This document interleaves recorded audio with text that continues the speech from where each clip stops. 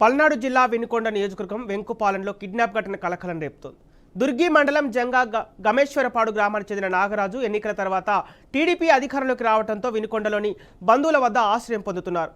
కూరగాయలు అమ్ముకుంటూ జీవనం సాగిస్తున్న నాగరాజు బెల్లటూరు వైపు వెళ్లి వెంకుపాలెంకు వస్తుండగా బొలెరో వాహనం అడ్డుపెట్టి 8 మంది దాడి చేశారు.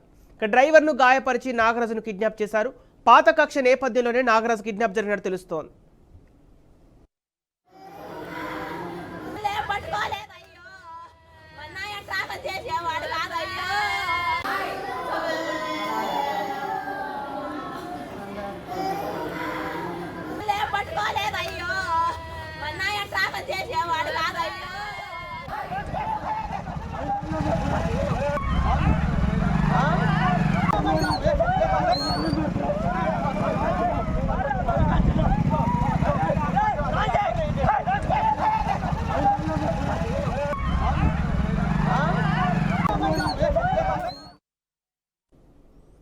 దీనికి సంబంధించిన పూర్తి డీటెయిల్స్ మా గుంటూరు ప్రతినిధి శ్రీనివాస్ అందిస్తారు. శ్రీనివాస్, పల్నాడు జిల్లా వినుకొండలో కిడ్నాప్కు సంబంధించిన అప్డేట్స్ ఏంటి? అదేవిధంగా పాత కక్షలే ఈ దారుణానికి ఒడిగట్టారని అనుకోవాలా?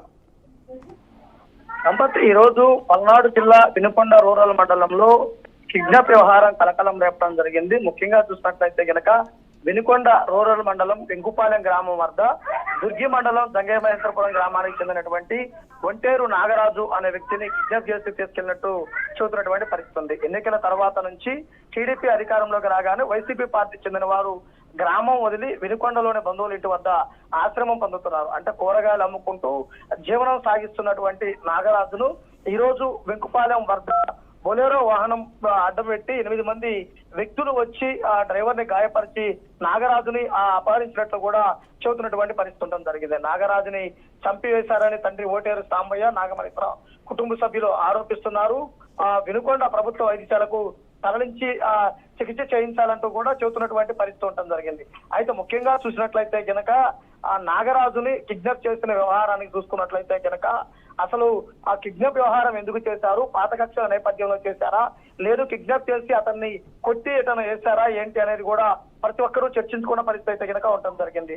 అయితే ముఖ్యంగా చూసినట్లయితే గనక ఆ నాగరాజు గురజాల నియోజకవర్గం జంగమహేశ్వరపురం గ్రామానికి చెందినవాడు కావటము, ఇటు వినుకొండ రూరల్ ప్రాంతంలో వచ్చి కూరగాయలు అమ్ముకుంటూ జీవనం సాగిస్తున్నటువంటి పరిస్థితి ఉండటం జరిగింది. అయితే ముఖ్యంగా చూసినట్లయితే గనక నాగరాజు కిడ్నాప్ చేసిన తర్వాత పల్నాడు వ్యాప్తంగా కూడా అలర్ట్ ప్రకటించి పోలీసులు గాలింపు చర్యలు చేపట్టారు.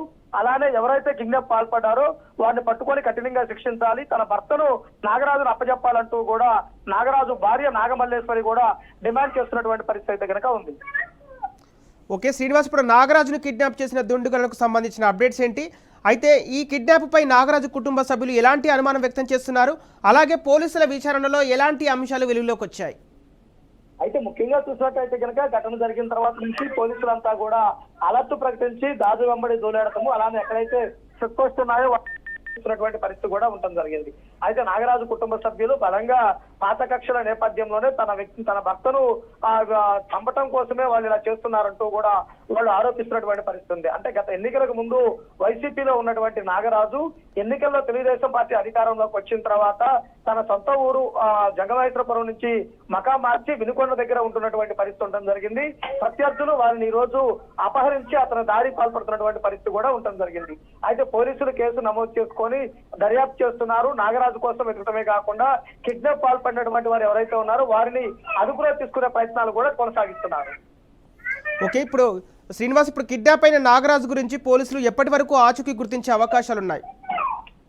అంటే ఘటన నమోదైన దగ్గర నుంచి కూడా పోలీసులు ఫిర్యాదు స్వీకరించి ప్రత్యేకమైనటువంటి బృందాలను ఏర్పాటు చేసి కూడా వెతుకుతున్నటువంటి పరిస్థితి ఉండడం జరిగింది. ఇటు వినుకొండ నియోజకవర్గం, మాచర్ల నియోజకవర్గం, గురజాల 3 నియోజకవర్గాలలో ఉన్నటువంటి పోలీసులు అలర్ట్ ప్రకటించి కూడా ఎక్కడికక్కడికి గాలింపు చర్యలు అయితే కనుక చేపడుతున్నటువంటి పరిస్థితి ఉండడం జరిగింది. అంటే పల్నాడు వ్యాప్తంగా కూడా ఇటువంటి ఏదైతే ప్రతికార దాడులు ఏదైతే ఉన్నాయో ఆ దాడులు జరుగుతున్న నేపథ్యంలో పోలీసులు అప్రమత్తంగా అయితే కనుక ఉన్నారు. Okay right, thank you Srinivas.